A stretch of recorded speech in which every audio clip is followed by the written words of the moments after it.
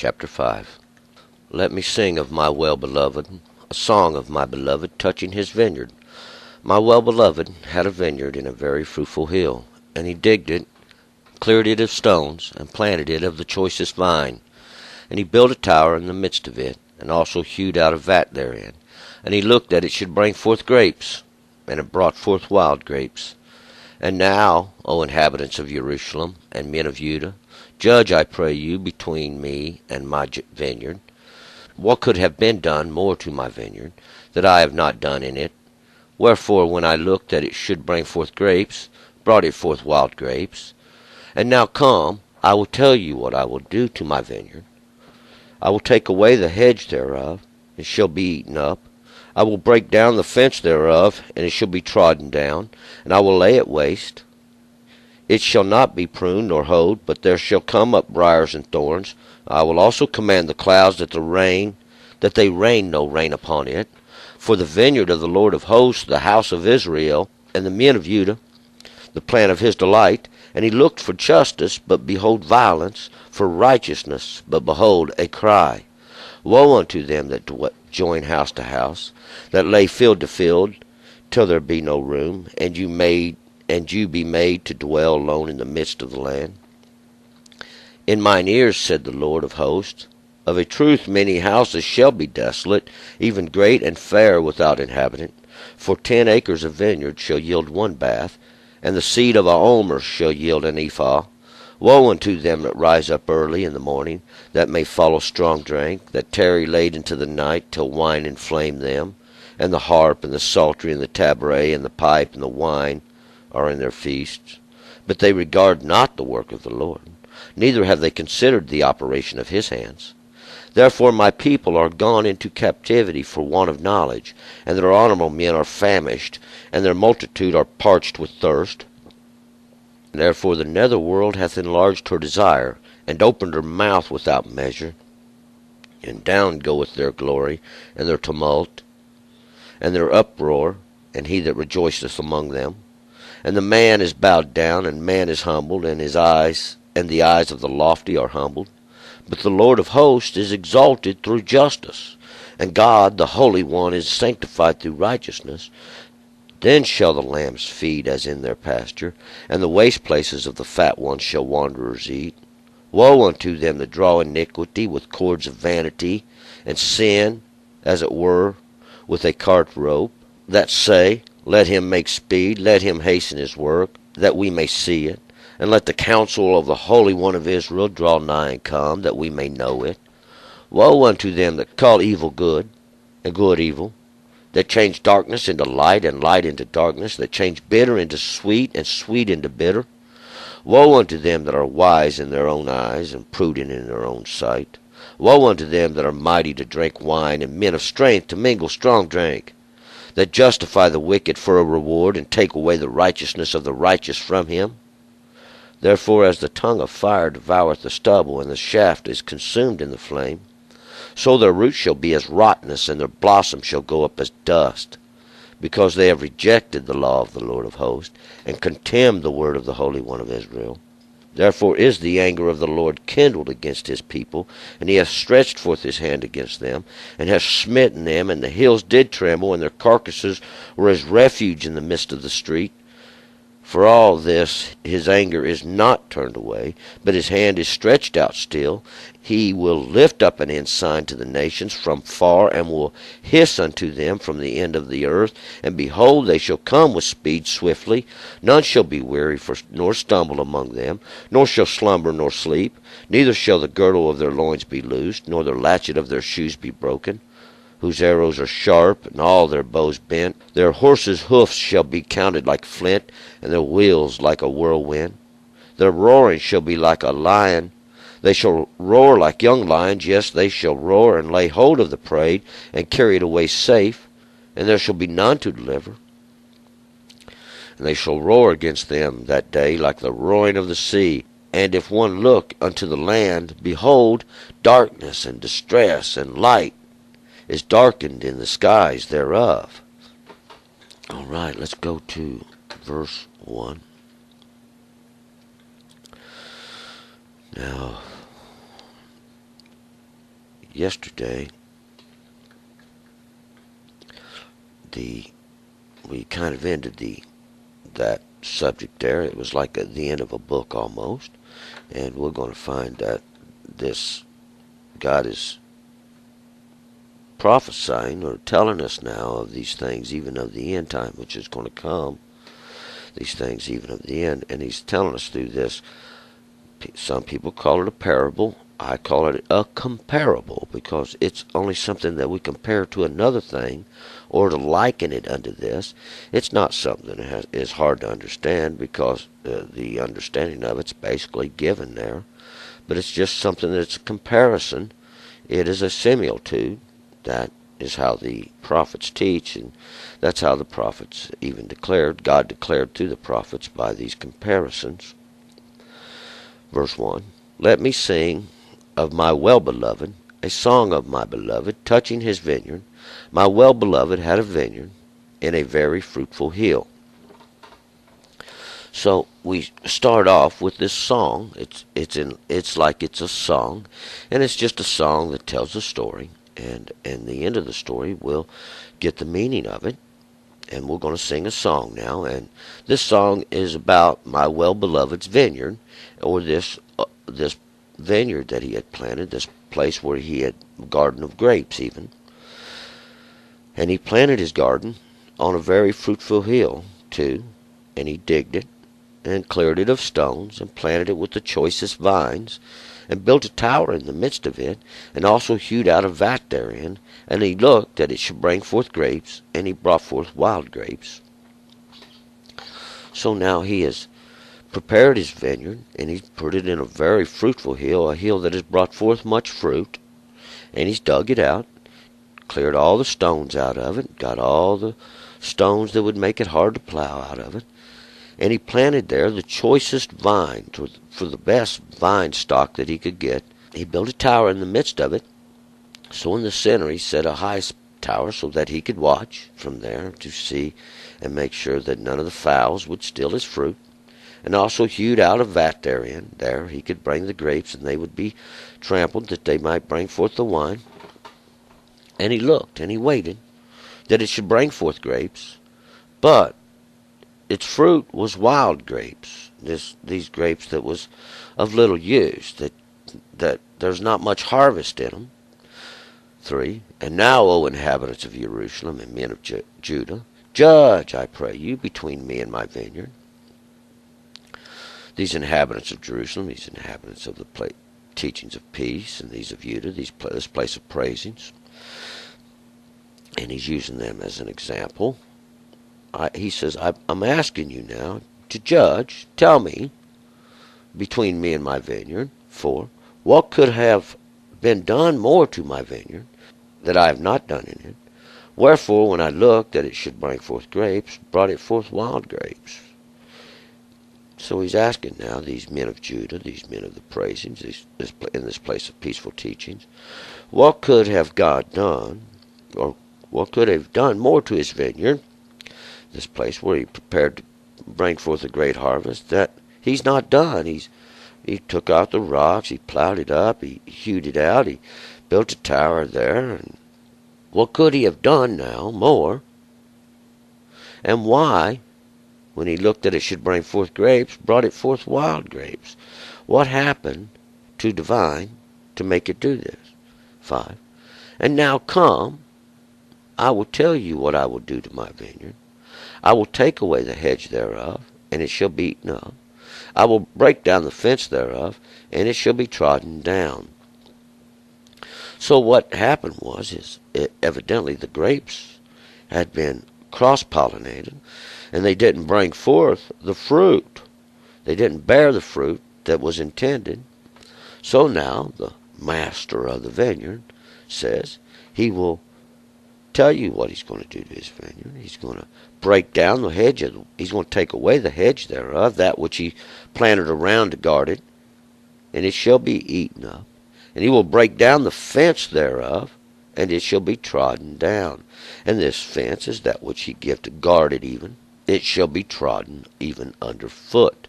And I will lay it waste. 6. and it shall not be pruned nor hoed, but there shall come up briars and thorns, and I will also command the clouds that they rain no rain upon it. So this vineyard now, he's going to break it down the hedge and breaking down the fence. There's no protection left to his vineyard. And nobody's going to prune it. Nobody's going to hoe it. The weeds are going to come up, see? And the branches are going to go everywhere. But there shall come up briars and thorns. He's going to let the briars and thorns take over his vineyard. And we remember these briars and thorns even when the children of Israel come into the land. I will also command the clouds, and there will rain no rain upon it. So even the clouds, there's going to be no rain, no water, no truth coming down. 7. For the vineyard of the Lord of hosts is the house of Israel, and the men of Judah, the plant of his delight. He looked for justice, but behold violence, for righteousness, but behold a cry. So this vineyard that we've been talking about, this place that was prepared for the vine, is Israel. And Israel are these nations that are scattered out in all the earth. And the men of Judah, the plant of his delight, these were supposed to be the ones that he took up even to be the vine that would bring forth the fruit in the garden. And the fruit he looked for was justice.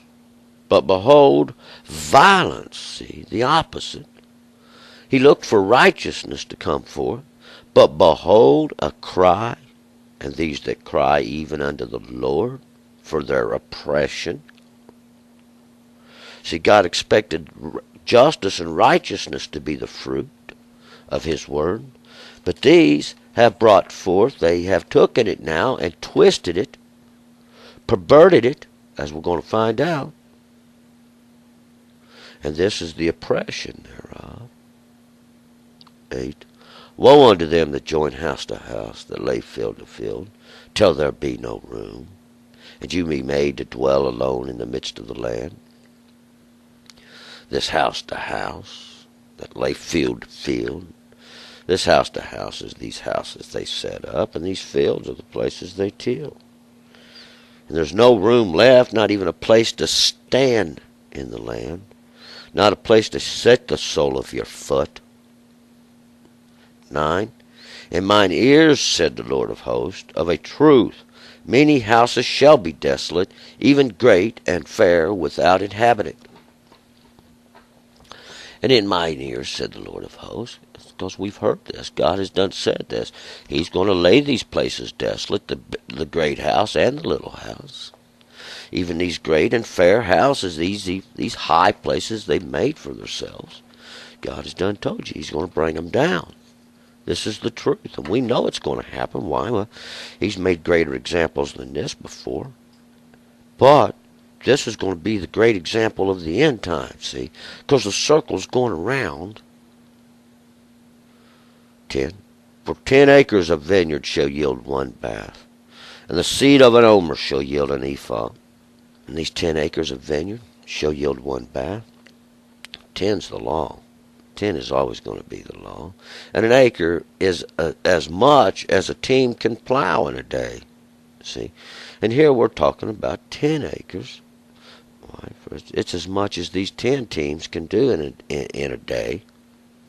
This is quite a bit of land. We're going to compare this even to this vineyard, these acres of vineyard. And this, so, which, an acre of ground, if we break this down into the farmer's sense, will yield about 3 tons of grapes, or about 6,000 pounds of grape. So 10 acres would yield about 60,000 pounds of grapes. And this would only give you 1 bath of wine. And 1 bath, there's going to be a big argument about how much this bath is equal to. One potsherd's going to say it's 9 gallons, and another potsherd's going to say it's about 4.5 or 4 gallon. And what it is irrelevant, because one thing, it's a liquid measurement, and it's weighed out already. It's already decided what it is, and it's not going to equal that which it's supposed to equal. 60,000 pounds of grape, whether it give you 9-gallon or 4-gallon, them ain't very big grapes. See, and that's what a little wild grape is. It's a little bitty grape. Some people call them possum grapes. They're little bitty. See, it's not the fruitful grape that you see in the supermarkets of today, let alone the grapes that they brought out upon their shoulders when they come out from searching out the land. 11. Woe unto them that rise up early. And this, in the seed of an omer is a big heap, just a big heap of seeds, and they'll yield up 1 ephah, and this ephah is a dry measurement that's equal to a bath. So, whatever the bath is, roughly 4 gallons, is what it will yield. A big heap of seeds is only going to bring you back about 4 gallons of seeds, or not even a small amount of that which you put in. And that's what it means. You ain't going to get nothing back compared to what you put in it. Why? Remember the curse from Deuteronomy? And the earth shall not yield to you. Yeah, that's what we're talking about. 11. Woe unto them that rise up early in the morning, that follow strong drink, that tarry late into the night, till wine inflame them. Woe unto you, shame on you. You rise up early in the morning, you follow after this strong drink. Well, this strong drink we're talking about here is this, the dregs even. This dregs, you get down to the bottom barrel and it gets really strong. And that's what they do follow after. For see, they're trying to teach now the Word of God, as we're going to find out, for money, and they make themselves a great name. They make themselves an ephod even. They make themselves all kinds of things, but none of this was done by the law of God. And they do tarry till late into the night, till wine inflame them. And they stay in it till they are drunken even. And drunken till the morning comes, and they awaken early to follow after it again. 12. And the harp and the psaltery, the tabret and the pipe and the wine are in their feast. But they regard not the work of the Lord, neither have they considered the operation of his hands. And this harp and this psaltery, and this tabret and the pipe and the wine, these are all pleasant things. These are things that bring joy and laughter and happiness. And that's what they do.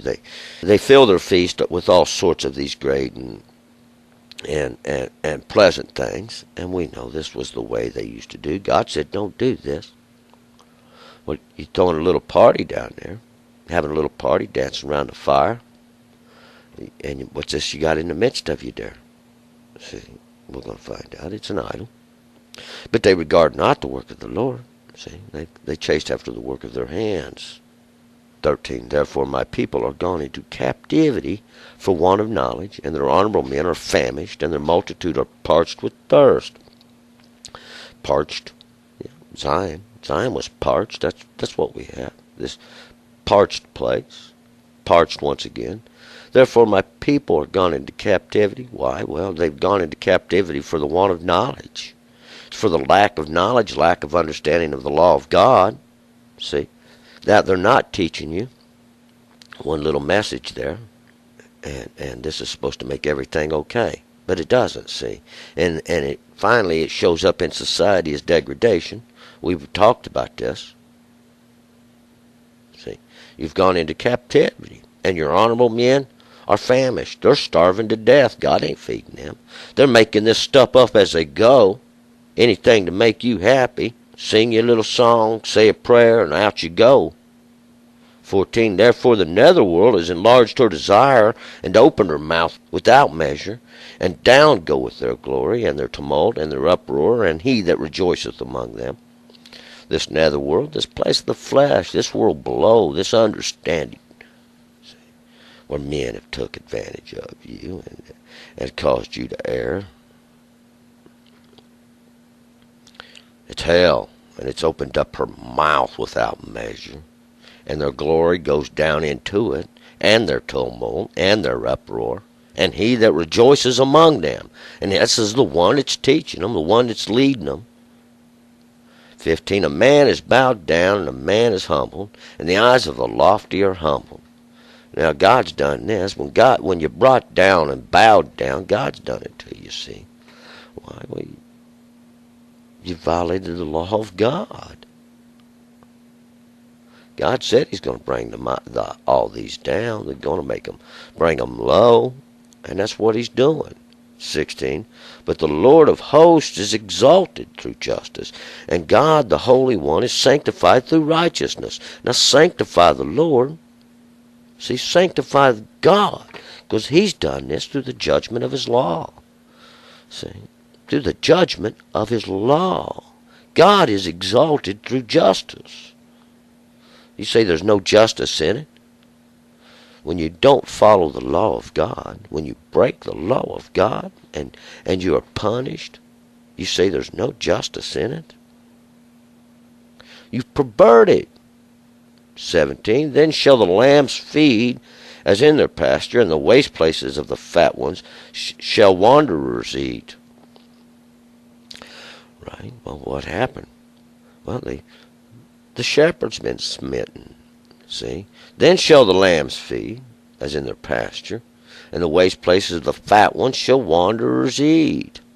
Why? Because God's took out the authority. God took out the power.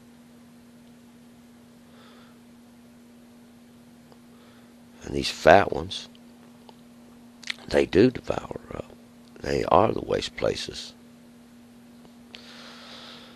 18, woe unto them that draw iniquity with cords of vanity, and sin as it were with a cart rope. This is what you do. Woe unto you. Shame on you that draw iniquity with cords of vanity. Because that's what you do, this emptiness. You have nothing to promise. You're pulling along a little wagon loaded of idols. Mouth, you run your mouth. You have no understanding. You never teach the law of God. That's all you should be teaching is the law of God. At your knowledge, at your understanding, you shouldn't be teaching at all because nobody give you the authority to teach the law of God. You've been ordained by a man, had no business ordaining you because nobody give him the authority to ordain anybody. See? And the authority he thinks he had, God just took it back. See, right before his very eyes, God said, give me that back. Who give that to you? That don't belong to you. Where'd you get that at? You're the thief. 19, that say, let him make speed, let him hasten his word, that we may see it. Let the counsel of the Holy One of Israel draw nigh and come, that we may know it. They don't know what God said. They have no understanding. God didn't tell them to do nothing. They always want to hurry these things along. Remember, hurrying up. That's Hushai, the Archie. This one who has got a lot. He's got a lot to say. He's always in a hurry to make known the work of God, so we can see. Well, God likes to take his time and get it perfect. And we're going to see he surely has. 20. Woe unto them that call evil good and good evil, and change darkness into light and light into darkness, that change bitter into sweet and sweet into bitter. Shame on you. Shame on you. You call evil good and good evil? You call idolatry something good? Oh, it does the work of the Lord. It doesn't do the work. Nothing does the work of the Lord. It does evil in the world, and this is the punishment. This is the judgment, because they work not the law. We're going to find out. The law has been forgotten. They don't care about the law no more. And you call good evil. This thing which is evil, this idol you've made and raised up, God done this, though. We're going to find out. You call this good? You change darkness into light, light into darkness, change bitter into sweet, and sweet into bitter. You always want to twist things, turn it around, twist it. See, well, that's what it was all about. Remember the twisting place, the place of twisting? This was the work of men. Men done this. They twisted it. Tried to transfer the power of God and the strength of God over into men. See, like, give us a king. We'll make us our own authority. Give us a king. We'll set him over us like the rest of the nations. Well, you got your king, but he couldn't save you, see. 21. Woe unto them that are wise in their own eyes, prudent in their own sight. Whoa, shame on you. Where'd you get your wisdom at? What is your wisdom? Let us know. You're smart in your own eye. You're smart in your own sight. See, you think you're a pretty smart feller. But we're going to find out, see. The truth is this. The law is the true wisdom. The law is the true understanding. The law is the true knowledge. God said so. 22. Woe unto them that are mighty to drink wine, and men of strength to mingle strong drink. Shame on you. You know what you're doing. You know what you're doing. See, you've considered these things, and you know what you're doing. You lead the people astray, and you do it for money. 23. That justify the wicked for a reward, and take away the righteousness of the righteous from him. That justify the wicked for a reward. See, you justify the wicked for a reward. Money doesn't make your problems go away. See, money can't make your trouble go away. You can throw as much money into the bowl as you want. It's not going to save you. The bowl ain't going to save you. The money ain't going to save you. And where the money's going ain't going to save you. See, the law of God saves you. He said so from the beginning. Do this for your own good. Ain't nobody go get this for you. Ain't nobody go get it. Bring it down and give it to you. 24. Therefore, as the tongue of fire devours the stubble, and the chaff is consumed in the flame, so the roots shall be as rottenness, and their blossoms shall go up as dust. Because they have rejected the law of the Lord of hosts, and contemned the word of the Holy One of Israel. So, just like the tongue of fire does devour the stubble. This tongue of fire, I don't know if you've ever seen the fire burn. It does leach out on the sides and reaches now for more. And the shaft's consumed in the flame. As it passes through the fire, it burns it in the air. So the fruit shall be as rottenness. And this is what happens to the root. It becomes as rottenness, and it rots therein. And the blossom they bring forth, dust. It's carried away. It's nothing. Why? They rejected the law of the Lord of hosts. Rejected the law. Rejected the law. They rejected the law. If you follow the law, if you keep my commandments, if you will do my statutes. Does this sound familiar? But they have rejected the law of the Lord of hosts, and they contemn the word of the Holy One of Israel. This contempt, they treated as like it was nothing. Like it mattered nothing at all. It was no purpose. It meant nothing. That's what you've done to the Word of God. That's what you've done to the Holy One of Israel. To His Word and His law. Like it's nothing. It means nothing. This is what will save you. It won't save you, my friends. 25. Therefore is the anger of the Lord kindled against His people, and He has stretched forth His hand against them, and has smitten them, and the hills did tremble, and the carcasses were as refuge in the midst of the street. For all this His anger is not turned away, but His hand is stretched out still. This is what God got mad about. They treated His law like it was nothing. They spit at it. They raised Him up in that image. What? God done it. See, God caused all this to happen. God's making an example even of the end time so that everybody can have understanding. Everybody can see. We're going to do away with it once and for all. 26, and He will lift up an ensign to the nations from far, and will hiss unto them from the end of the earth, and behold, they shall come with speed swiftly. See, God's going to lift up this little signal in the end. God's going to lift up this little sign to the nations far away, and they'll be able to see it from way far off, and hiss unto them. Hiss is is a word that you may get the wrong intent from. Today we don't really have a word for this, but he will speak, he will pipe, he will say unto them, he will signal he will say in a signaling way. We would go psst, like that. Hey, look over here, psst, look over here. So that's what this hiss means. From the end of the earth, and they will come speedily, swiftly. None shall be weary, none shall stumble among them, none shall slumber nor sleep, neither shall the girdle of their loins be loosed, nor the latchet of their shoes be broken.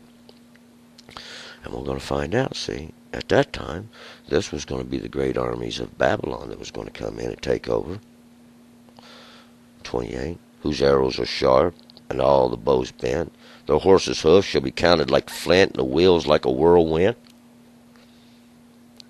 And their arrows are sharp. These arrows are always like their little truths. Their truths going out, they're sharp, and their bows bent. They're bent back for war. They're made to bend. Their horses' hoofs shall be like flint. Their strengths counted like flint. Flint known to be sharp. It cuts. It's like a knife. They used to make knives out of flint. And the wheels are like a whirlwind. This whirlwind's confusion. And they go forth in confusion. 29, their roaring shall be like a lion. They shall roar like young lions. Yes, they shall roar and lay hold of the prey, carried away safe, and there shall be none to deliver. God sent it in, this great army, and this is what they done then. And we're going to find out this is what they've done in the end time. The roaring is like a lion. They come through. And the roaring, this means in the great power and strength. They roars like a young lion's roar. It's not fully mature. They shall roar and lay hold of the prey and carry it away safe. Now, because like the young lion, it does catch the prey now, but it doesn't know how to properly execute the prey, and it carries it away. And there shall be none to deliver. Nobody can take the prey from the hand of the young lion. God didn't send a deliverer yet. 30. And they shall roar against them in that day, like the roaring of the sea. And if one look unto the land, behold, darkness and distress, and the light is darkened in the skies thereof. See, and they do roar, and they do come, and they do carry away the prey. Well, fine, this prey, even the prey is the souls of men. And the roaring is of the sea, like the roaring of the sea. This roaring of the waves we hear, this constant thrashing and mashing. And if one look unto the land, if one look in and see, now, behold, there's darkness and distress, and the light is darkened in the skies thereof. And this is what we see. Some people say it's light. This is light. There's great light in the earth. There's no light. Even this is darkness. The light is darkened in the skies thereof. Why? Because God has caused great distress. The children are being punished. God's causing this to come around. Why? Well, they disobeyed the law of God. God shall not in no ways forgive the guilty. He's done spoke this. You're going to get punished. And this is what's been going on. God has been punishing. See? And that's just the way it is. For in the end, both are punished now because they have both erred. God now this erred both because we're witness now, making this second a great example so that there can be understanding in the earth. All right, let's move on to chapter 6.